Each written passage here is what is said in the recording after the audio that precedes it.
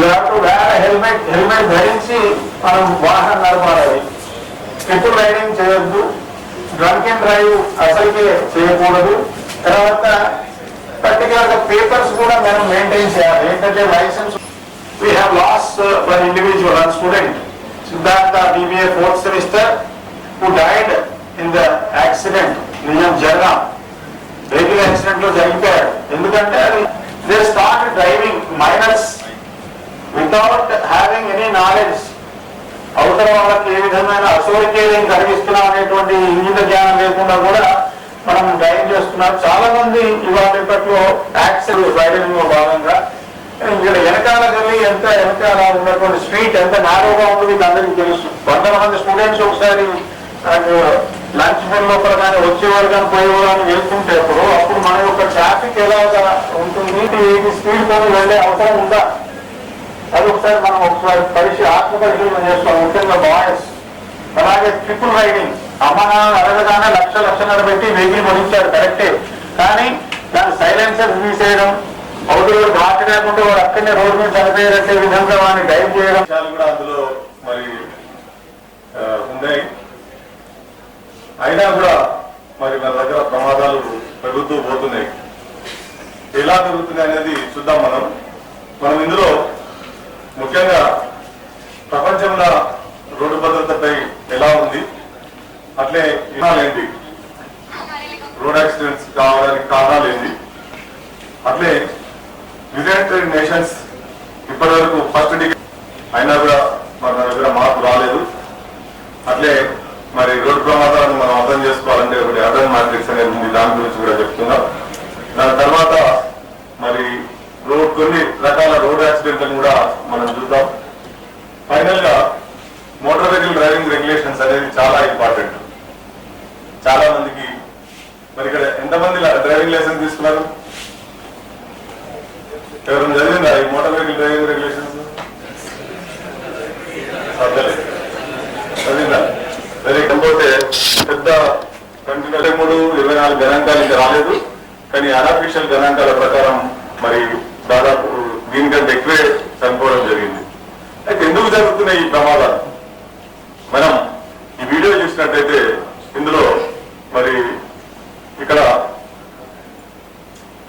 ఒక పర్సు గమనించింది, ఇంకా దూరం నుంచి వచ్చే వాహనాలు గమనించలే, పర్స్ కాన్సన్ట్రేషన్ అంతా మరి ఆ పర్స్ మీద.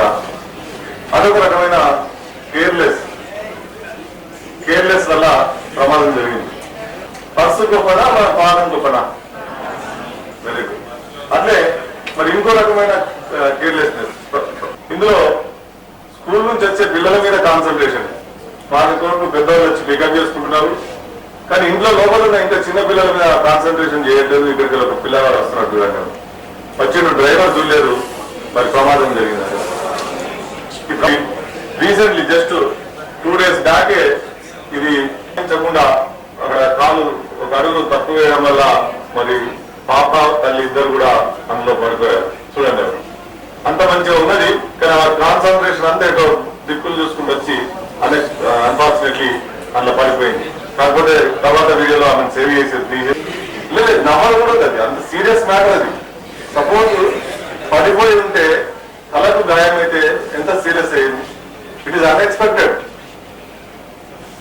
బికాస్ అక్కడ ఒక ఉదాహరణ చెప్తాను నేను. మా ఫ్రెండ్ వాళ్ళ ఫాదర్ ఆ రోజు ఈవినింగ్ ఆయన ఎవ్రీ 6 months వచ్చి ఫాదర్ తీసుకెళ్తారు, యూఎస్ లో సెటిల్ అయ్యారు. ఫాదర్ ఆ రోజు ఈవినింగ్ ఫ్లైట్ కి వెళ్లే వాళ్ళు మార్నింగ్ లేచి షేవింగ్ చేసుకుని ఒక 2 అడుగులు వాష్ బేసిన్ నుంచి వెనకేసి అక్కడ జారిపోయి అక్కడే స్పాట్ లోనే చనిపోయాడు ఇంట్లో.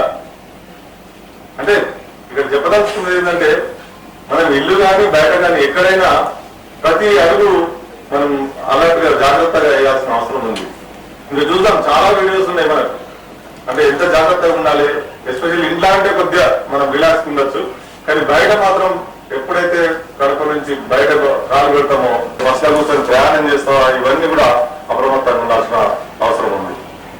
అయితే మరి ప్రమాదాలలో ఎక్కువ ఏ వాహనంతో వెళ్లే వాళ్ళు, మోటార్ సైకిల్ కు బ్యాలెన్సింగ్ అండ్ ప్రొటెక్షన్ అయితే అసలు లేదు. మళ్ళీ అందులో ఉన్న హెల్మెట్ అసలే పెట్టాం మనం. ఇక్కడ ఎంతమంది మోటార్ సైకిల్ నడుపుతారు? నిజంగా నడుపుతారు, చేతికి అందరూ నడుపుతారు. చేతులు వస్తుంది.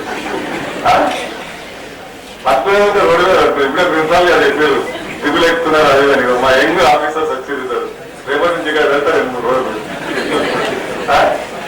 దయచేసి మేము చెక్ చేస్తామని కాదు, మీ ప్రాణం మీది. చిన్నప్పుడు ఆర్టీసీ బస్సులో రాసి ఉండే ఎవరి సామానికి వాడే బాధ్యులు.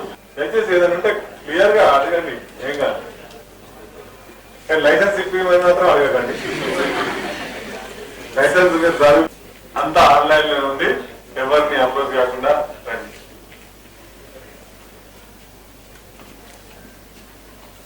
Still no questions?